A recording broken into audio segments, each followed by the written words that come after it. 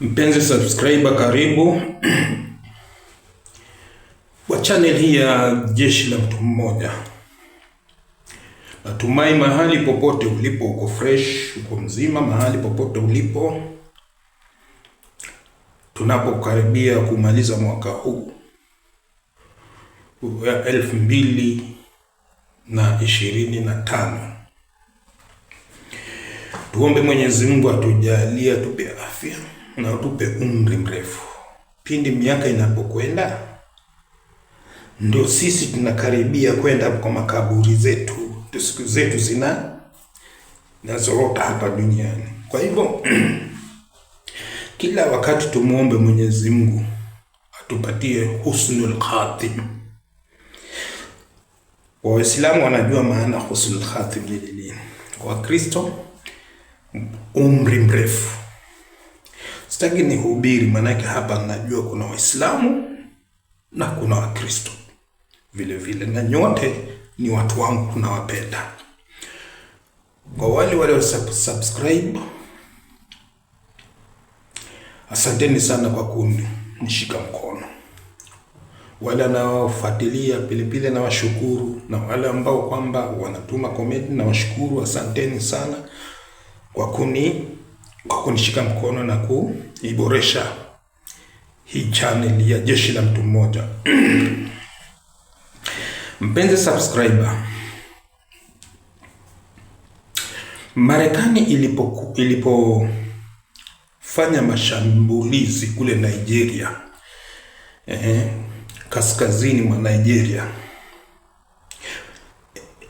maeneo ya Maiduguri kule Nigeria, walidai ya kwamba wanafanya mashambulizi yao kuwalenga wanamgambo wa Kiislamu ambao kwamba kila mara walikuwa wanawaua Wakristo kule Nigeria. Mashambulizi yalifanywa siku ya Christmas, ambapo jeshi la Marekani lilidai ya kwamba ilisambaratisha na kuwachapa na kuwakomoa wanamgambo hao, na ikaonya na ikasema hayo mashambulizi ya Marekani dhidi ya magaidi, dhidi ya wanamgambo ambao kwamba wanawaua Wakristo bado yataendelea. Mpenzi subscriber, baada ya tukio hilo, wengi walifurahia, raia wa Nigeria, na baadhi ya wengi walikasirika.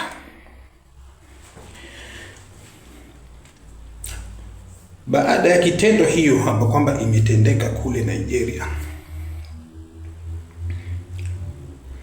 wanamgambo walimiminika katika mitaa, wakasema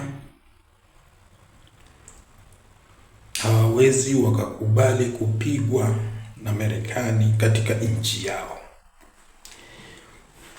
Serikali ya Nigeria kupitia mkuu wa jeshi amesema kwamba Marekani imetekeleza kitendo hicho na kukeuka uhuru, yani sovereignty, uhuru wa nchi ya Nigeria. Kwa hivyo imelaani kitendo hicho. Marekani imeshikilia na imesema ya kwamba, imesitiza kwamba kitendo hicho cha kuipiga Nigeria kilikuwa kimepewa ruhusa, walishirikiana, umekuwa akiongea na serikali ya Nigeria. Kwa hivyo mashambulizi hayo yalifanywa ikiwa serikali ya Nigeria walijua. Mpenzi subscriber,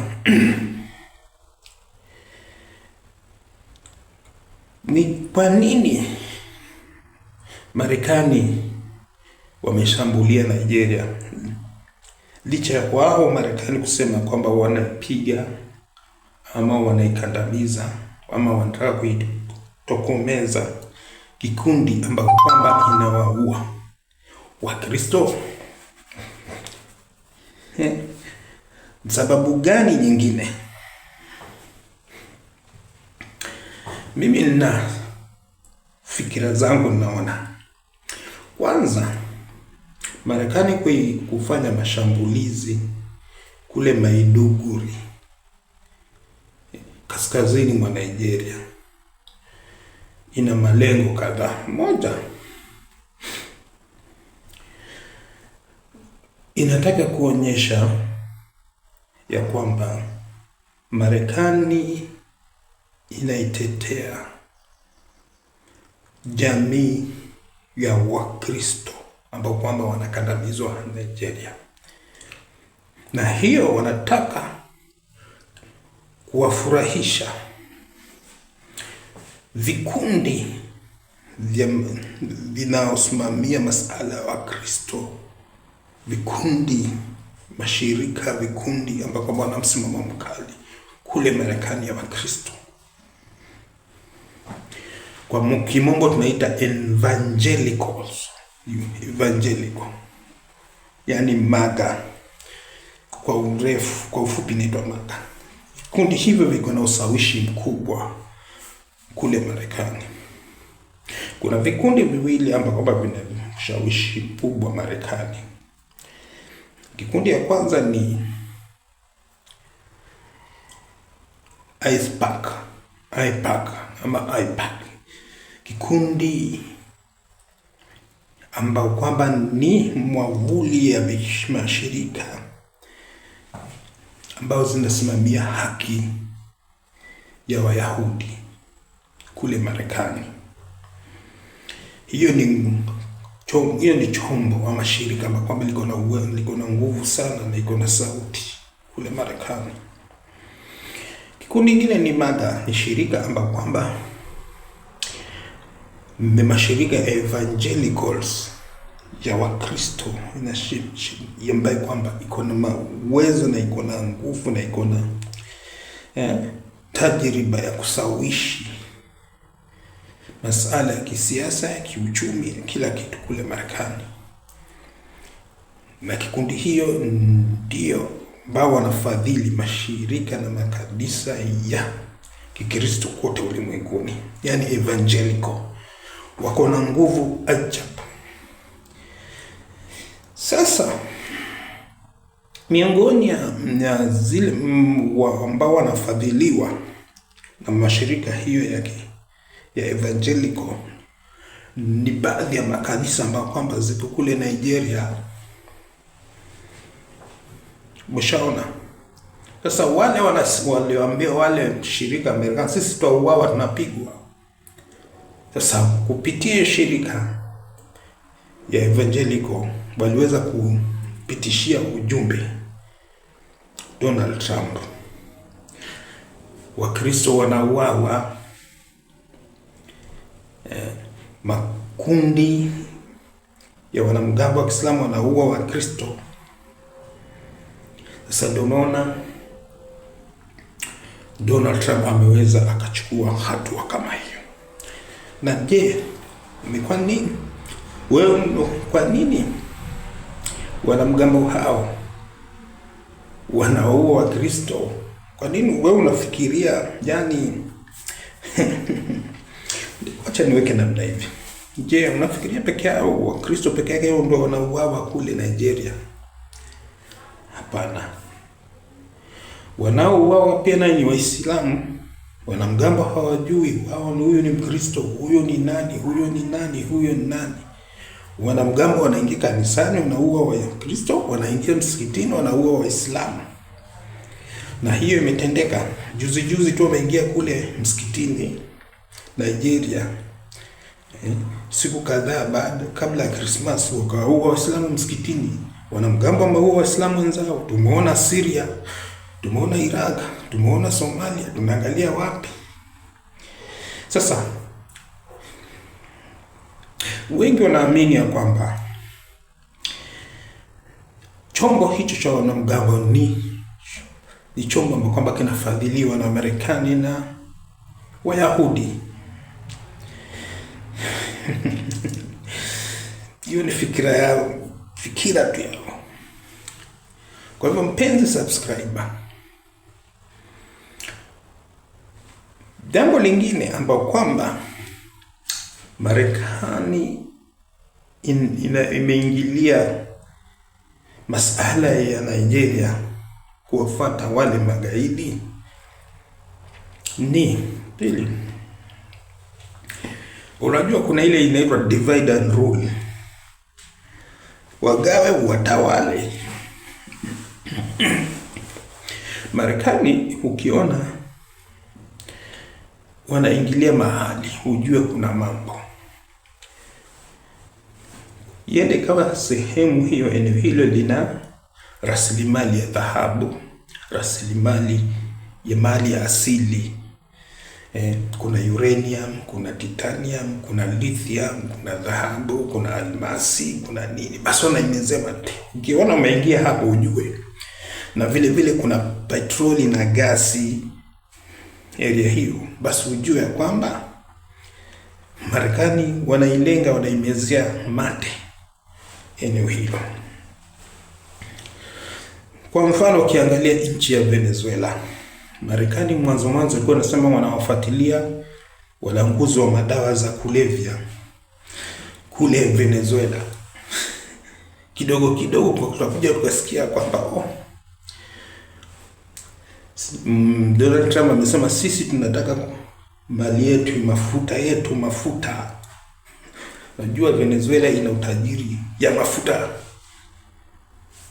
Hifadhi ya mafuta ya petroli na gasi duniani nzima, Venezuela ndio inaongoza.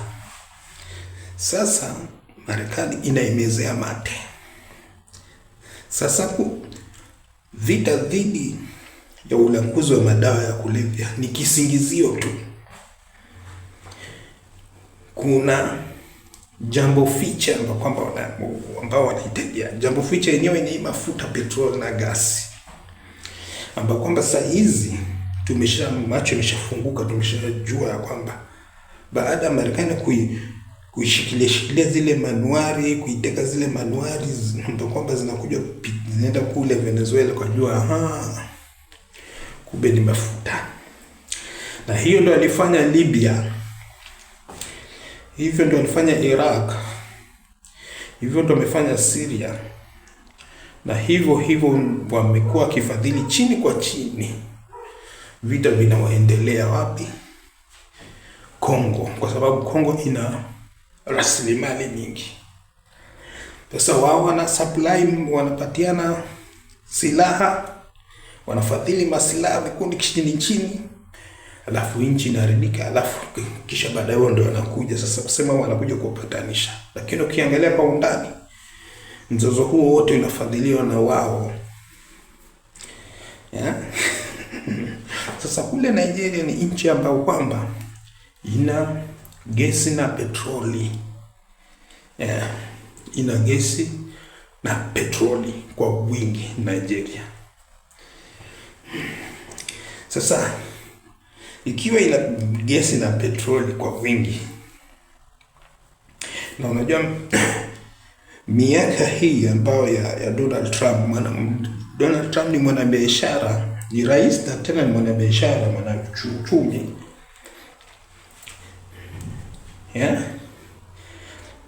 Sasa ukiangalia katika mahali ambapo anaingilia, ili mkataba aweke, kwanza anaangalia rasilimali gani itapatikana. Kwa mfano vita vya Ukraine na Urusi, ili Ukraine apate usaidizi ya kiusalama na ulinzi kutoka Marekani, mkataba iliandikwa ya kwamba Marekani itasimamia rasilimali lithium. Kuna madini inaitwa lithium, rare earth na titanium. Kwa hivyo Marekani inachukua, na waliandika mkataba miaka mingi. Kwa penzi subscriber, Hiyo ndio Marekani. Sasa Marekani kuwapiga wale wanamgambo Nigeria ati kwa sababu wanawapiga Wakristo, hiyo ni porojo tu, kwa sababu pia hawa wanamgambo wanawapiga Waislamu. Ikiwa Marekani wanawalinda Wakristo, nani atawalinda Waislamu ambao kwamba wanauawa na hao majangili? Wanapiga pia Waislamu, nani atawalinda Waislamu? Sasa hiyo inaonekana wazi kwamba Marekani kwanza wanataka kuwafurahisha wale vikundi vya kidini ya msimamo mkali kule Marekani ya mega, na vile vile wanaitegea macho, wanaitegea hamu, wanaitamani, wanaimezea mate rasilimali za Nigeria. Mimi ni The One Man Army TV. Bwaga comment wasemaje? Na kule Maiduguri wanamgambo wameshatoka msituni, wameingia mtaani sasa. Mwisho kabisa nataka kusema uhusiano kati ya Waislamu na Wakristo, athari ya hiyo kupigwa hiyo itaharibu uhusiano, sababu wa Nigeria wako Waislamu, wako Wakristo, wako magharibi hivi sehemu zote. Sasa ikiwa unatetea sehemu moja, unaacha sehemu nyingine, unaitenga sehemu nyingine, unaendeleza uhasama, unazalisha uhasama. Penzi subscribe wasemaje kuhusiana na haya? Mimi ni The One Man Army TV.